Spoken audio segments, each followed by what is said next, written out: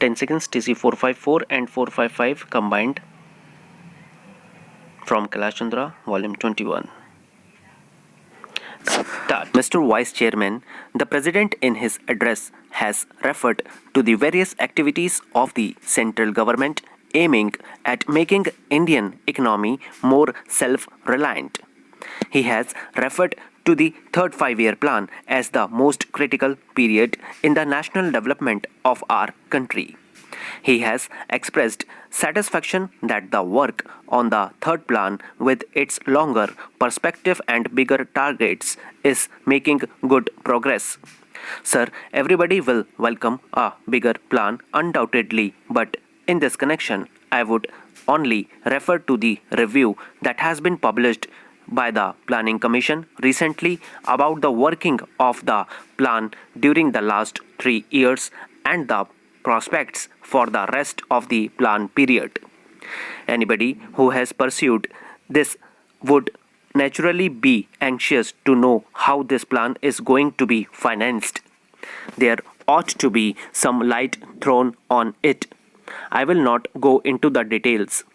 It has been stated there that the outlay of rupees 4,500 crores may be raised with difficulty, but while making this calculation, the extra expenditure that may be incurred on account of the defense requirements and the emoluments to be paid to the central government employees as a result of the acceptance of some of the recommendations of the Pay Commission and also on account of the recommendations that are under consideration by the government have not been taken into consideration. Barring all this, they have said that with difficulty rupees 4,500 crores may be raised. It is undoubtedly true that we have been able to achieve within the last 8 years much more than what any other country could have achieved within such a short period.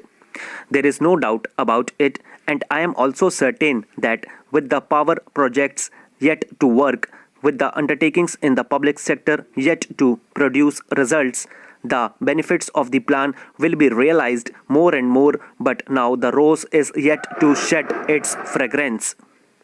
Now we are concerned with the thorns, and the whole difficulty is that the thrill of this revolution of 8 years of planning is not being felt by the people because they feel that their immediate needs are not being satisfied.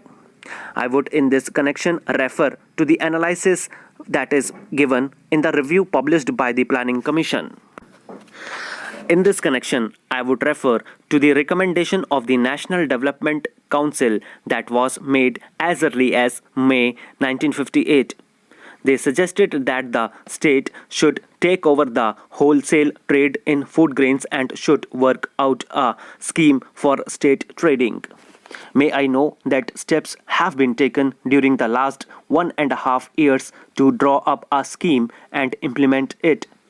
Sir, the same old story continues. There is no scheme worth the name. There is no apparatus for state trading, and food grains continue to be imported and their procurement is also done through middlemen, and the natural consequences is that these is hoarding, there is black marketing and rise in prices. Added to this, some confusion has been created by the creation of food zones. They have neither helped the deficit states nor helped the surplus states, and the result has been further increase in prices and more black marketing and all that. I would therefore suggest that immediate steps should be taken to work out a scheme for state trading and to have cooperatives throughout the length and breadth of the country as has been contemplated, and if necessary to have the authority of the law behind the formation of such cooperatives. Otherwise, the cry of production of 100 million tons of food grains by the end of 1966-67 will always remain a far cry. Now, I would only passingly make one or two references to the state from which I come, that is Orissa. The President has referred in his address to the all-round development of railways. So far as my state is concerned, people feel just the reverse. They feel that they are not getting proper treatment in the matter of railways. I will deal with this matter on another occasion and I will not now go into the details. I would only say that if you take the statistics of the rail mileage that has been constructed during the last 8 years and of the passenger amenities that have been given to the people, and if a comparative statement of the different railways is made out, my point will be borne out by that.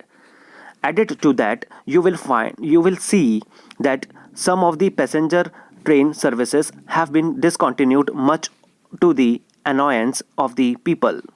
Sir, there is no local train running anywhere in such a big state, and there is no passenger train running anywhere in the state during the night.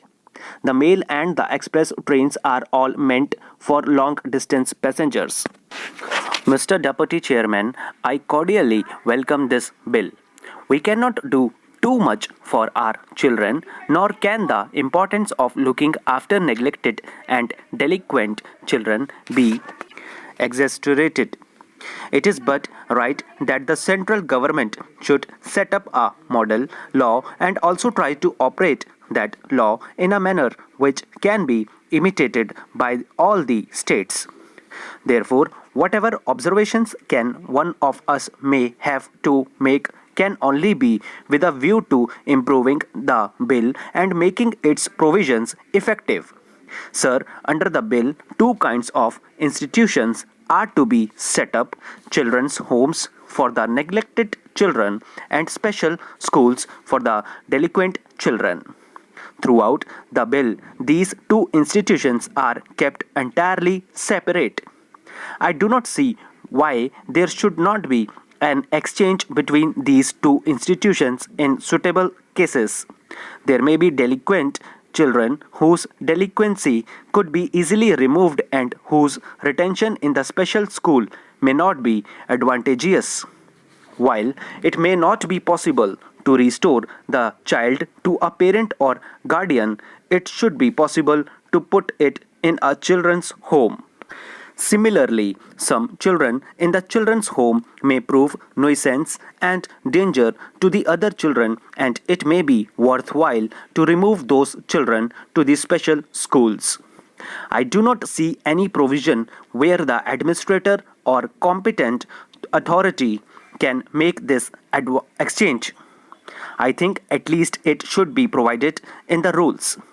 There is a provision about religious denomination in special school, but I do not see why a similar provision has not been inserted so far as the children's homes are concerned.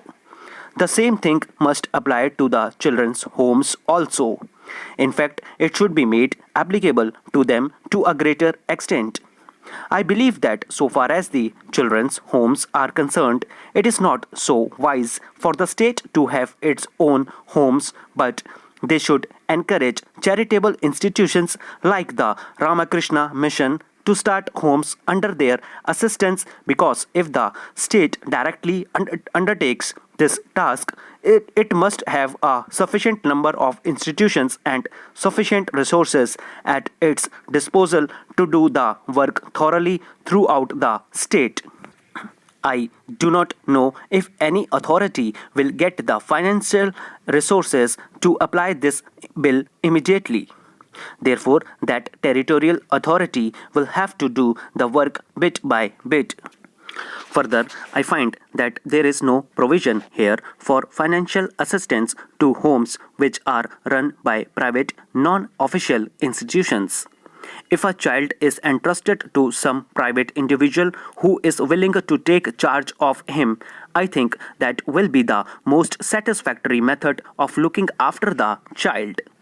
If there are such persons and if they are poor, there is no reason why the state should not assist them. Of course, you have to have a proper supervising agency to see that the child is being looked after well and is being treated well. But subject to this condition, there should be an effort to put as many children as possible in homes, especially in homes where there are no children, where they can be looked after well as their own children, and if poor people are willing to take them, they should be assisted. A multiplicity of methods is required for this purpose, and it is not a question of either having state homes or nothing at all.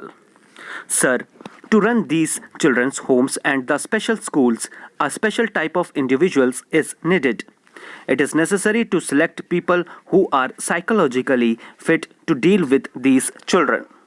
It requires a great deal of affection and patience to deal with these delinquent children. They should understand the minds and souls of these children. So only people with natural sympathy who can deal with them with a greater deal of patience should be selected. If requirement is made just as government officials are appointed, then I do not think these homes will be run satisfactorily. It is prescribed that sociological experts and others are to be on the boards.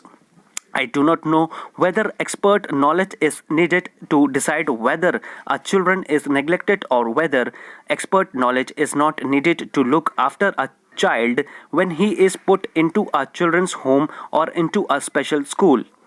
Special arrangements must be made in this regard, and probably it may be worthwhile to have an all India institution where special officers can be trained to be sent to look after these children's homes, and in all the states as well as in the union territories.